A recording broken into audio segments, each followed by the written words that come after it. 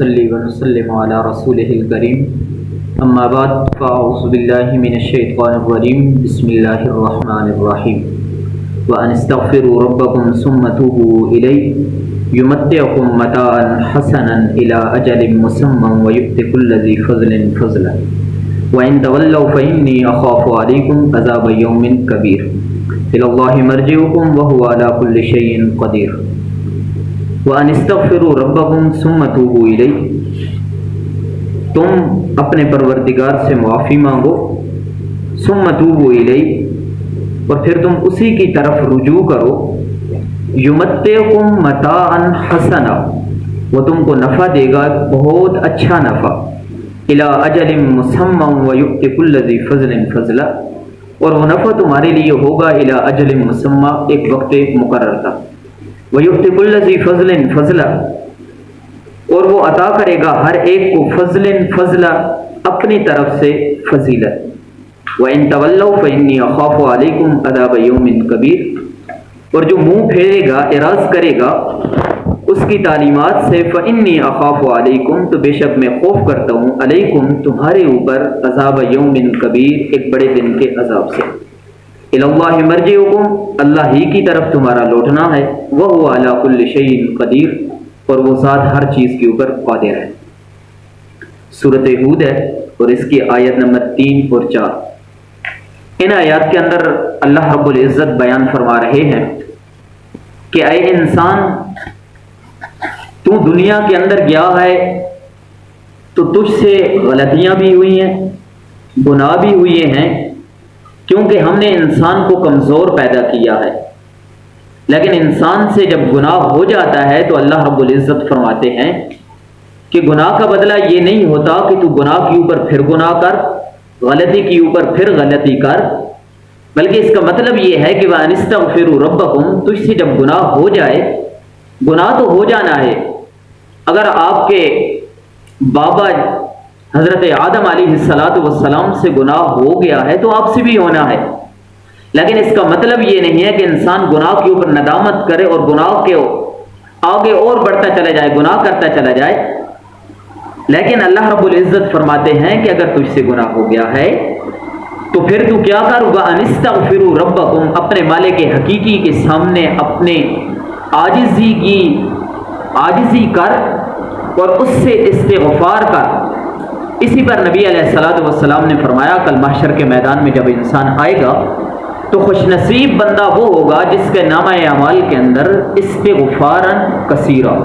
بہت زیادہ استغفار پایا جائے گا، اور آگے فرمایا ثم توبوا الیہ، پھر تو اللہ رب العزت کے سامنے اپنی عاجزی رکھ کے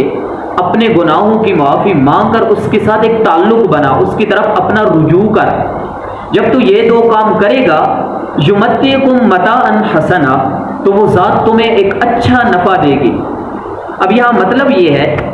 کہ اللہ رب العزت نے قرآن کے اندر جہاں کہیں بھی دنیا کا ذکر کیا تو فرمایا متاع الغرور، دنیا کا مال، دنیا کی زندگی یہ دھوکے کا گھر ہے، دنیا کا مال دھوکے کا مال ہے، لیکن یہاں فرمایا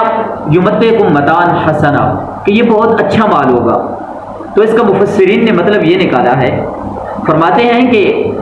اللہ رب العزت کے ساتھ جب انسان کا ایک تعلق بن جاتا ہے، آسمانی تعلیمات سے انسان آراستہ ہو جاتا ہے، انسان کی زندگی میں ایک آسمانی تعلیمات اپنے رنگ دکھانا شروع ہو جاتی ہے، تو پھر اللہ رب العزت جو انسان کو مال دیتے ہیں، وہ مال انسان اللہ کی راستے میں خرچ کرتا ہے، اور وہ خرچ کر کے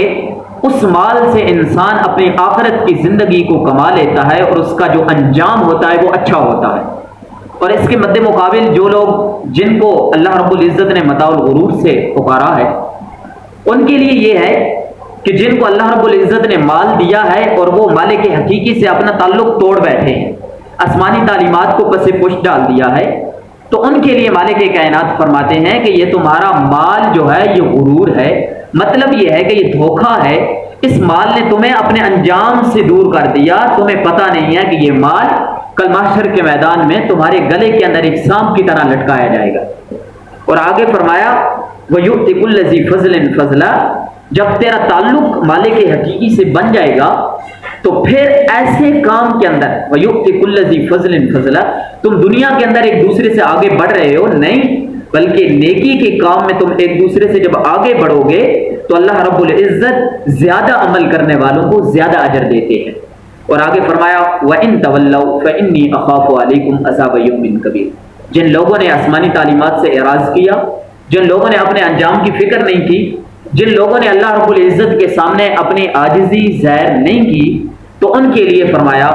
فَإِنِّي أَخَافُ عَلَيْكُمْ عَذَابَ يَوْمٍ كَبِيرٍ، میں تمہارے اوپر خوف محسوس کرتا ہوں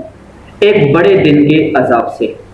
تو اس آیات کے اندر آج اللہ رب العزت کی اس قرآن سے ہمیں جو سبق ملا ہے وہ سبق یہ ہے کہ ہمیں اللہ رب العزت کے ساتھ ایک تعلق بنانا چاہیے، اللہ کے سامنے اپنی عاجزی رکھنی چاہیے اور اللہ کے سامنے اپنے گناہوں پر استغفار کرنا چاہیے۔ اللہ رب العزت فرماتے ہیں وہ لوگ مجھے بڑے محبوب ہیں جو گناہ کر کے مالک حقیقی کے سامنے اپنی عاجزی رکھتے ہیں اور اس کو منانے کی کوشش کرتے ہیں اور توبہ کرتے ہیں، تو اللہ رب العزت فرماتے ہیں وَقَانَ اللَّهُ غَفُورًا رَحِيمًا، میں پھر خدا ہوں، پھر میں ان کے گناہوں کو معاف کر دیتا ہوں۔ اللہ تعالیٰ سے دعا ہے اللہ رب العزت ہمیں قرآن سمجھنے کی اور اس کے مطابق عمل کرنے کی توفیق عطا فرمائے۔ اللہ میرا اور آپ کا حامی و ناصر۔